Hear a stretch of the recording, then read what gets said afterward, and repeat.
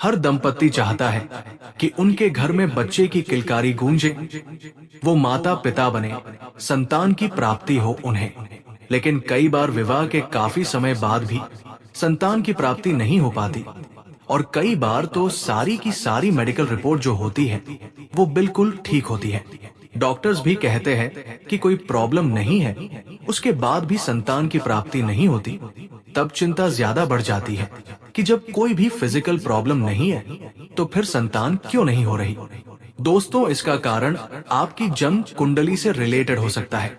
इसके लिए आपको किसी अच्छे विद्वान ज्योतिषी से अपनी कुंडली जरूर दिखानी चाहिए, सलाह लेना चाहिए उनसे, और पति पत्नी दोनों को ही अपनी जन्म कुंडली से संबंधित जो भी उपाय ज्योतिषी बताएं उन्हें जरूर करना चाहिए।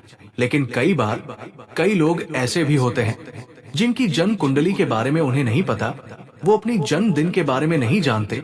तो ऐसे में जिन दंपत्ति को संतान की प्राप्ति नहीं हो रही है, चाहे फिर उनके पास जन्म कुंडली है या नहीं है, चाहे आपकी मेडिकल रिपोर्ट में कोई प्रॉब्लम भी हो, तब भी आपको आज का ये उपाय मैं बता रही हूँ जो वो जरूर करना चाहिए। दोस्तों, कुछ दंपत्ति ऐसे भी हैं जिनकी कन्या संतति है और वो पुत्र संतान की कामना करते हैं। तो आज के इस उपाय को करने से उन्हें पुत्र संतान की प्राप्ति होगी। लेकिन उपाय बताने से पहले मैं एक बात आपसे जरूर करना चाहूंगी। आप इस उपाय को पूर्ण श्रद्धा से करें, और उपाय शुरू करने से पहले ही आपके मन में ये पूर्ण विश्वास होना चाहिए कि आपकी मनोकामना अवश्य पूरी होगी और आपको मनचाही संतान की प्राप्ति होगी। फिर चाहे आप पुत्र के लिए प्रार्थना करते हैं या पुत्री के लिए प्रार्थना कर रहे हैं, आप जो भी संतान चाहते हैं आपको उसकी अवश्य प्राप्ति होगी। एक और बात, अगर आपके पास कोई संतान नहीं है और आप पहली संतान के लिए प्रार्थना कर रहे हैं, तो पुत्र या पुत्री के लिए नहीं, सिर्फ उत्तम, स्वस्थ और दीर्घ जीवी संतान की कामना मन में रखें और इस उपाय को करें। निश्चित ही आपको लाभ होगा। और जो लोग पुत्र संतान की इच्छा रखते हैं उन्हें भी उत्तम चरित्र वाला, स्वस्थ, दीर्घ जीवी, यशस्वी पुत्र की कामना मन में रखकर ये उपाय करना चाहिए।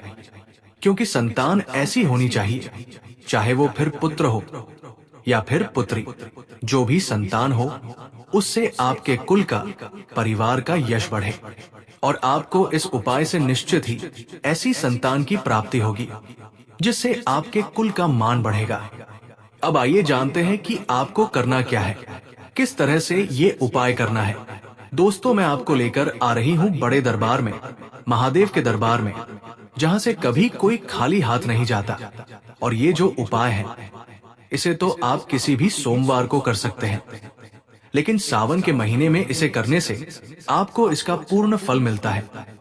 क्योंकि इस महीने में भगवान भोलेनाथ बहुत अधिक प्रसन्न मुद्रा में रहते हैं, और जो भी भक्त उनके दरबार में सच्चे मन से प्रार्थना करते हैं, उनकी विधिवत पूजा करते हैं, भोलेनाथ का जलाभिषेक करते हैं, तो भोलेनाथ उसकी मनोकामना अवश्य पूर्ण करते हैं।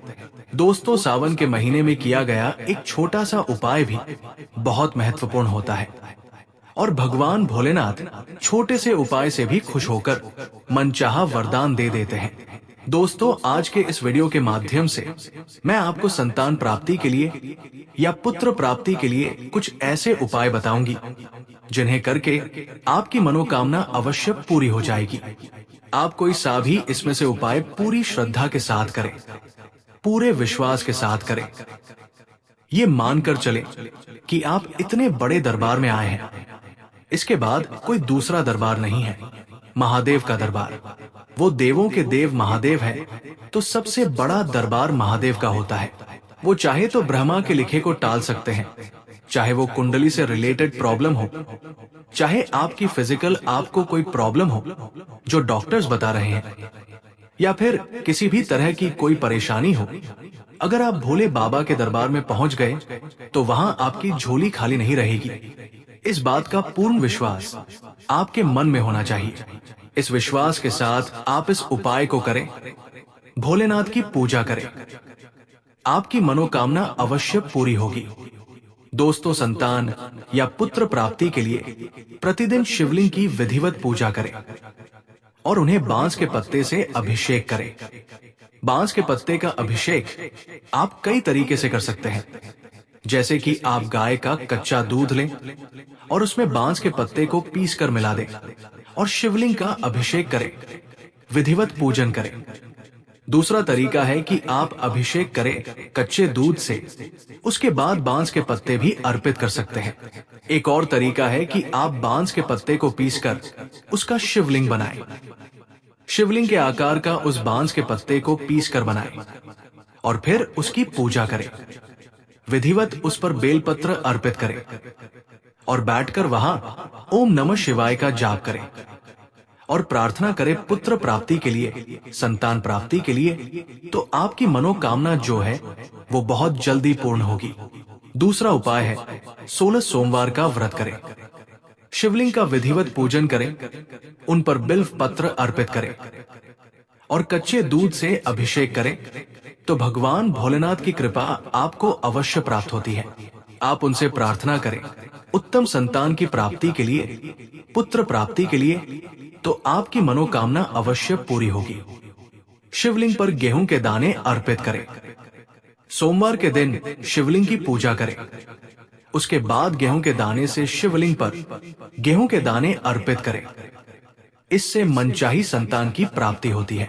दोस्तों, भगवान भोलेनाथ को धतूरे का फूल बहुत पसंद है। धतूरे का फूल, धतूरे का फल अर्पित करने चाहिए भगवान भोलेनाथ पर। इससे सभी तरह के पाप नष्ट हो जाते हैं और जितनी भी तरह की किसी भी वजह से अगर आपकी संतान प्राप्ति में बाधा आ रही है, तो इस उपाय को करने से, भगवान भोलेनाथ पर धतूरे का फूल अर्पित करने से पुत्र की प्राप्ति होती है।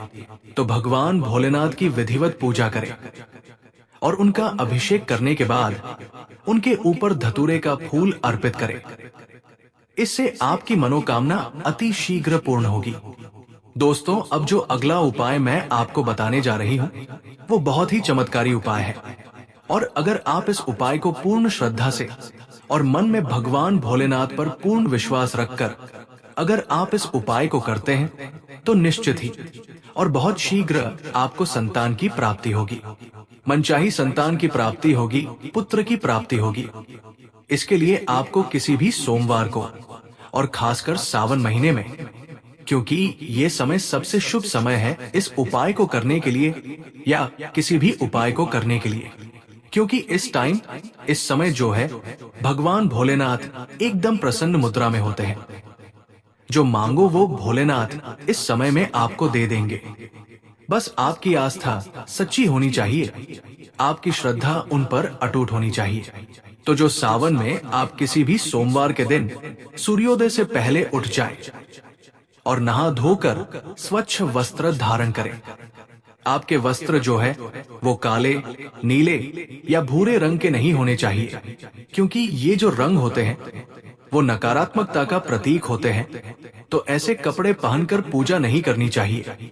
और भोलेनाथ को तो श्वेत वस्त्र बहुत पसंद है, इसलिए जब भगवान भोलेनाथ की पूजा करें तो आप श्वेत वस्त्र धारण करें, या लाल, पीले, गुलाबी, किसी भी दूसरे रंग के वस्त्र, लाइट कलर के कपड़े जो है वो आप पहन सकते हैं और भोलेनाथ की पूजा में बैठ सकते हैं। पुरुष चाहे तो श्वेत भी धारण कर सकते हैं, लेकिन स्त्रियों को लाल या पीले रंग के वस्त्र या गुलाबी रंग के वस्त्र धारण करके पूजा में बैठना चाहिए। ब्लैक कलर और ब्लू कलर, ब्राउन कलर, इनको बिल्कुल भी किसी भी पूजा में धारण नहीं करना चाहिए। कोई भी सात्विक में, शुभ पूजा में इसे धारण ना करें। दोस्तों, स्नान आदि के बाद आप अपने ही घर में, जहां पर आपका मंदिर है, वहां आप बैठ जाएं आसन लगाकर और गेहूं के आटे से शिवलिंग बनाएं। आपको गेहूं के आटे से 11 शिवलिंग बनाना है और प्रत्येक शिवलिंग का अभिषेक आपको करना है। शिव महिमा स्तोत्र का पाठ करते हुए आप हर शिवलिंग का अभिषेक करें। इस तरह से आप 11 बार शिवलिंग का अभिषेक कर लेंगे, क्योंकि 11 शिवलिंग हैं और 11 बार ही आप शिव महिमा स्तोत्र का पाठ कर लेंगे। हर पाठ को हर बार अभिषेक करते हुए आपको एक बार स्तोत्र का पाठ करना है। अब आप इस उपाय को स्वयं भी कर सकते हैं और चाहें तो किसी योग्य विद्वान ब्राह्मण को बुलाकर भी करवा सकते हैं। दोस्तों, शास्त्रों में शिव महिमा स्तोत्र के द्वारा इस उपाय को करने से पुत्र प्राप्ति के बारे में बताया गया है। अभिषेक किए जल में से पति पत्नी दोनों प्रसाद स्वरूप ग्रहण कर सकते हैं और उसके बाद जो बचा हुआ जल है और जो शिवलिंग है जिसकी आपने पूजा की है, उसे किसी नदी में या स्वच्छ बहते हुए जल में प्रवाहित करें। दोस्तों, आप इस उपाय को लगातार 21 दिन तक कर सकते हैं या आप चाहें तो 21 सोमवार तक। प्रत्येक सोमवार को आप इस अभिषेक को करें और 21 सोमवार तक करें। भगवान भोलेनाथ की कृपा से आपको बहुत शीघ्र संतान की प्राप्ति होगी। भगवान भोलेनाथ से उत्तम, दीर्घजीवी और यशस्वी संतान के लिए प्रार्थना करें, जो आपके कुल, खानदान, समाज का नाम रोशन कर दे। ऐसी संतान के लिए आप प्रार्थना करें और निश्चित ही आपकी मनोकामना पूर्ण होगी। दोस्तों, इसमें जो भी मैंने उपाय बताए हैं, उसमें से आप कोई भी एक उपाय अगर आप पूर्ण श्रद्धा के साथ कर लेते हैं, तो ये जो महीना है सावन का, इस सावन के महीने में भगवान भोलेनाथ की कृपा से आपकी जो भी मनोकामना है वो पूर्ण हो जाएगी।